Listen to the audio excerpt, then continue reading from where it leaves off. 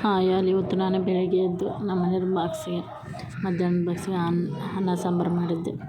ಹಾಗೂ ಬೆಳಗ್ಗೆ ಟಿಫನ್ಗೆ ದೋಸೆ ಮಾಡಿದ್ದೆ, ಅಲಸಂದೆ ಕಾಳು ಹಾಕಿ ಸಾಂಬಾರು ಮಾಡಿದ್ದೆ ಮತ್ತು ವೈಟ್ ರೈಸ್ ಮಾಡಿದ್ದೆ.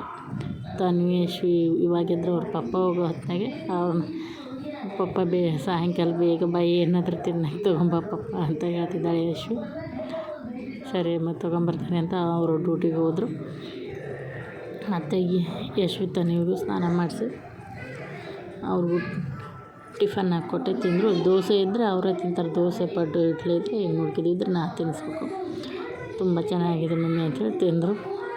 ಮತ್ತು ನಾನು ಕೂಡ ಟಿಫನ್ ಮಾಡ್ಕೊಂಡು ನಾನು ತಿಂದು ಮತ್ತು ಸ್ನಾನ ಮಾಡ್ಕೊಂಡ್ಬಂದು ದೇವ್ರ ಪೂಜೆ ಮಾಡಿದೆ. ದೇವ್ರ ಪೂಜೆ ಎಲ್ಲ ಮಾಡಿ ಮುಗಿಸಿ ಮತ್ತು ಯಶ್ವಿ ತನ್ವಿ ಒಂದು ಸ್ವಲ್ಪ ಹೊತ್ತು ಮಲಗಿದ್ರು. ಆಮೇಲೆ ಸಾಯಂಕಾಲ ಆಯಿತು, ನಮ್ಮ ಮನೆಯವ್ರು ಕೂಡ ಬಂದರು. ಅವರು ಎಂಥವು ಚಿಕ್ಕ ಕೇಕ್ ತೊಗೊಂಬಂದಿದ್ದು, ತುಂಬ ಚೆನ್ನಾಗಿತ್ತು. ಅವು ಇಟ್ಟೆ ಪಡ್ಗತೆ ಇದ್ದು ಫ್ರೂಟ್ಸ್ ಕೇಕ್ ಅಂತ ಚೆನ್ನಾಗಿತ್ತು. ತನ್ವಿ ಇವಾಗ ಎದ್ದಿದ್ಲು ಒಲ್ಲೆ ಅಂದ್ಲು, ಯಶ್ವಿನಿ ಇವಾಗ ಎದ್ದಿದ್ಲು ಬೇಕಂತ ತೊಗೊಂಡೋದ್ಲು. ಆಮೇಲೆ ಬಂದು ತನ್ವಿನೂ ತಿಂದ್ಲು. ನಾನು ರಾತ್ರಿಗೆ ಒಂದು ಸ್ವಲ್ಪ ರಸಮ್ ರೈಸ್ ಮಾಡ್ಕೊಂಡಿದ್ದೆ. ರಸಮ್ ರೈಸು ಮತ್ತು ಹಪ್ಪಳ. ಇಲ್ಲಿಗೆ ನನ್ನ ಮಿನಿ ಬ್ಲಾಗ್ನ ಕಂಪ್ಲೀಟ್ ಮಾಡ್ತಿದ್ದೀನಿ. ಬಾಯ್.